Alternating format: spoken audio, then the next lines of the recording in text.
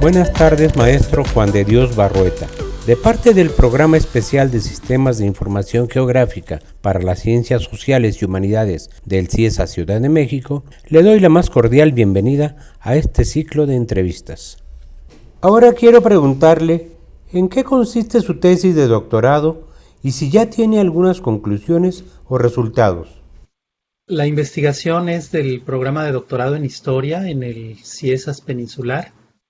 Y bueno, pues tiene que ver con las formas de lucha de la clase obrera en Yucatán durante un largo periodo de 100 años, de 1915 a principios del siglo XXI, 2010-2015. La inquietud pues tiene que ver con mi formación previa como artista escénico y como trabajador social, y pues una experiencia con los trabajadores de la Sidra Pino, que es una refresquera local que cerró sus puertas en el año 2010 y dejó a los trabajadores en la calle. Entonces, como artista escénico, los acompañamos durante un largo proceso de huelga y realizamos algunas actividades con ellos para hacer más visible su movimiento. Eso a mí me planteó varias inquietudes ya en el campo histórico acerca de las formas de lucha de la clase obrera, cómo se formó la clase obrera en Yucatán.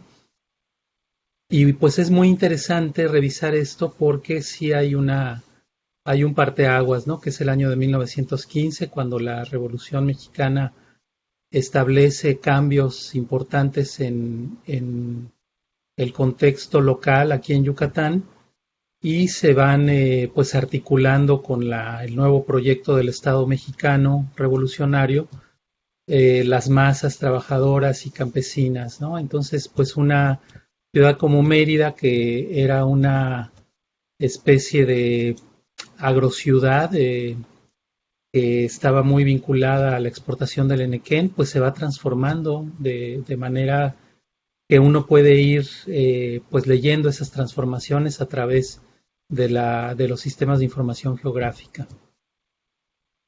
¿Considera que ya tiene resultados de su investigación o aún está en proceso de obtenerlos? En este sentido, sí hay, digamos, como un proceso que se puede leer en cómo se incorporan las masas trabajadoras al proyecto del Estado y luego cómo se desincorporan y quedan, pues, prácticamente en la orfandad, ¿no? Ya en la época del régimen neoliberal, pues todas estas estructuras de protección laboral se van diluyendo, se van adelgazando.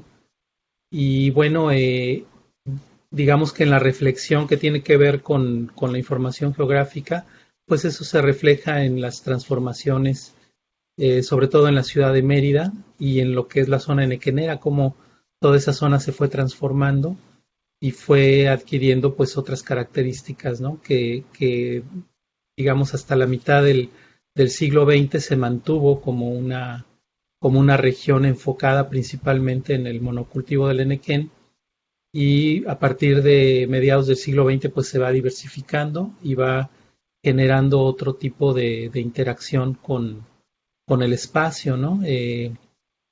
Sobre todo un espacio que se va transformando de ser agrícola a ser ya un espacio pues que tiene otras finalidades, ¿no? Otro tipo de objetivos económicos como la industria, el turismo, lo que se ve actualmente pues es una fuerte presión inmobiliaria que va sobre los ejidos y sobre los territorios. Ahora mismo con el Tren Maya y los megaproyectos, pues todo esto también va transformándose y generando pues una serie de cambios, ¿no? ¿Qué tipo de información dentro de los sistemas de información geográfica está utilizando en su trabajo? Pues sobre todo nos dieron un taller de manejo de estas herramientas. Fue un taller muy breve, muy, digamos, intensivo, pero sí nos permitió utilizar, en mi caso, un mapa en especial, un plano de la ciudad de Mérida del siglo XIX, el mapa de Salazar y Larregui de 1864, el plano de Mérida, y ese material pude hacer una georreferenciación con ayuda de capas de datos geográficos, algunas tomadas de sistemas de información como Google Earth y gestionadas por el programa QGIS, que fue el programa, el software libre que utilizamos para poder manejar esta información. Es un programa que permite acceder a bancos de datos muy ricos, capas, vectores, siguiendo una metodología pues que nos fue transmitida de manera, digamos, muy intensiva. Es un aprendizaje realmente básico porque todo este campo de los sistemas de información pues se van desarrollando a gran velocidad y son bastante extensos, ¿no? Entonces eso, profundizar en ellos pues sí implicaría un estudio mucho más profundo, pero para los fines de la investigación, que era sobre todo crear mapas o planos que nos permitieran leer de una manera más puntual ciertos procesos y transformaciones, pues nos fue muy, muy útil, ¿no? Y pues sobre todo eso, ¿no? Estas capas, esta información vectorial que nos proporcionaron nos permite superponer un plano histórico con pues con los planos actuales, ¿no? Y pues darle, digamos, una posibilidad de comparar. ¿Qué perspectivas o reflexiones le surgieron al representar geográficamente sus datos en su tema de investigación? Los sistemas de información geográfica permiten relacionar tipos de datos distintos sobre una localización específica. Eso, la verdad es que me parece fascinante por la posibilidad de georreferenciar mapas de otras épocas y poder distinguir los cambios que se van dando en una locación específica. De tal manera que pues se pueden construir fuentes especialmente referidas a la investigación. En concreto, a mí me sirvió mucho para, con información de fuentes historiográficas locales que se referían a la industria y cómo se desarrollaba durante el siglo XIX o finales del siglo XIX en Mérida, y cómo esto determinaba el crecimiento de la ciudad. Con el mapa este de 1864 pude ubicar la localización de varias industrias que se mencionan en las fuentes y pude distinguir con precisión, superponiéndolo con mapas actuales, pues cómo fue, digamos, creciendo la ciudad, cómo se fue orientando hacia un crecimiento hacia zonas específicas, y pude ubicar pues digamos, el objeto de mi interés, que es la industria refresquera que les comentaba hace un rato, y su permanencia en uno de los barrios de la ciudad de Mérida, que es el barrio de Santiago. ¿Considera que hay alguna manera de prescindir de los sistemas de información geográfica en los resultados de investigación en las ciencias sociales y humanidades? Y de ser afirmativa su respuesta, ¿cuál sería esta forma? Pues yo la verdad no veo la posibilidad de prescindir de los sistemas de información geográfica. Al contrario, me parece que cada día tienen más penetración en la cultura cotidiana, en la vida cotidiana. Me parece que debería difundir más ampliamente el conocimiento y el manejo de los mismos. Eh, Vemos que estos dispositivos, como los teléfonos móviles, ya podemos orientarnos de manera muy puntual con estas aplicaciones como Google Maps o Waze, y que nos guían para llegar a una dirección, para llegar a un lugar. Antes se usaba, a mí todavía me tocó usar la guía Roji, que pues era igual un material impreso muy útil, pero que comparado con los sistemas actuales digitales, pues ya está totalmente en desuso. Esto pues se ha ido popularizando esta cultura de la geolocalización y pienso que entre más se profundiza en estos conocimientos, se experimenta una mejor experiencia tanto del mundo físico como del mundo virtual. Eh, los sistemas de información geográfica pues aportan datos cualitativos y cuantitativos que permiten entender mucho mejor la realidad. Yo creo que cuestiones como el clima, la sustentabilidad del planeta, son conocimientos que van cobrando cada vez mayor importancia a medida que hay una mayor conciencia del entorno espacial. Entonces, yo veo muy difícil que podamos prescindir ya de este tipo de conocimientos, tanto para la investigación social y humanística como para la vida cotidiana. ¿Cómo se puede entender el paisaje y la región desde una perspectiva histórica y antropológica? Pues el espacio mismo ya es un concepto que invoca una serie de otros conceptos y de prácticas humanas, ¿no? El uso de la tierra, las relaciones entre las personas que habitan el entorno, o lo recorren, lo nombran, lo refieren de diversas formas. De ese modo se van configurando escalas relacionales que van de lo local a lo global y pasan por el espacio más inmediato y próximo, es decir, por el territorio, por la región, pero también por el espacio más extenso y lejano, ¿no? A nivel de poder imaginar el país entero, el hemisferio, el continente y todo el planeta, ¿no? El concepto de territorio, pues es ese entorno sobre el que se ejerce algún tipo de control respecto a los recursos y cómo se accede a ellos según las relaciones de poder que se van conformando en las sociedades humanas. Y su constitución como paisaje cultural, pues considera cómo los seres humanos interactúan con la gestión de esos recursos del entorno, cómo lo perciben, cómo lo representan, cómo lo simbolizan a lo largo de diferentes momentos históricos. Entonces, pues eso es una realidad socioterritorial, histórica, que se va transformando de acuerdo a las relaciones humanas que se van articulando en lo identitario. Uno se identifica con un territorio, con un paisaje cultural, con lo religioso, uno va generando marcas de identidad y de espiritualidad o de vínculos espirituales con el territorio, lo político desde luego, ¿no? La pues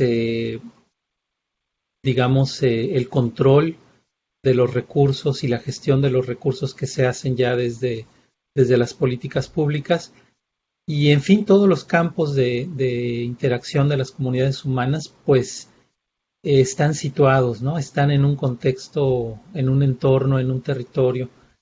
Esto en la reflexión histórica pues ha sido considerado por investigadores como Fernand Braudel, que hizo un estudio sobre el mundo mediterráneo en la larga duración, ¿no? Distinguiendo cambios que se iban dando de manera muy lenta a lo largo de extensos periodos de tiempo y en los cuales el espacio cobra una gran importancia y la geografía se vuelve un instrumento de análisis muy necesario, ¿no? Entonces, a partir de esas investigaciones de investigadores como Braudel, pues en la historiografía se empieza a dar un énfasis mucho mayor al espacio y forma parte, desde luego, de la reflexión historiográfica más reciente, ¿no? Con la historia ambiental y con otras vertientes historiográficas que consideran esta realidad que es la realidad espacial, ¿no?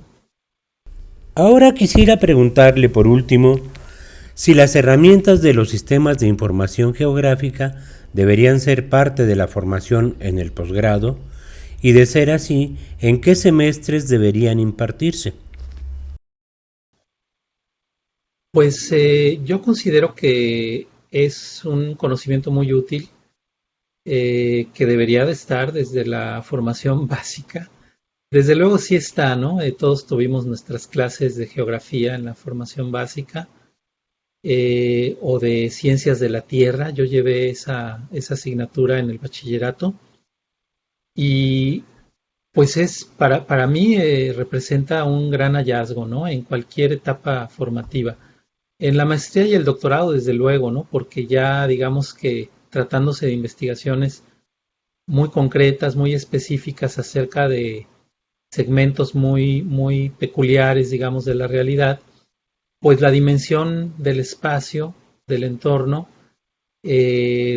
enriquece muchísimo cualquier investigación. Yo creo que al inicio, en nuestro caso fue al inicio de los cursos de doctorado con la doctora Valentina Garza, quien fue discípula del doctor Bernardo García,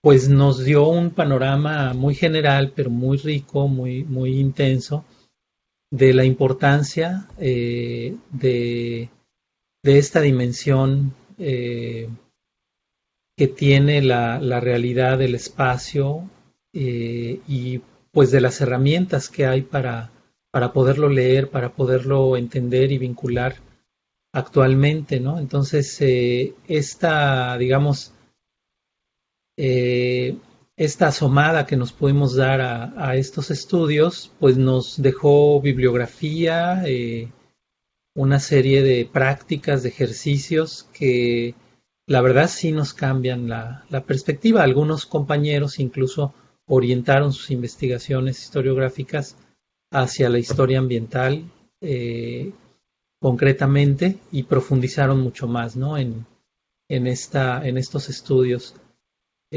Pues creo que un hallazgo desde saber, por ejemplo, que la configuración de un mapamundi necesita, digamos, matizarse, necesita uno entender que la representación está condicionada por las escalas y por los modos de representar, y entonces hay que hacer ajustes de manera que territorios como Groenlandia, que se ven en un mapa como inmensos, pues resulta que su dimensión real es menor, ¿no? Ya una vez que uno los puede ubicar en el plano hacia el Ecuador, pues vemos que la dimensión cambia, ¿no?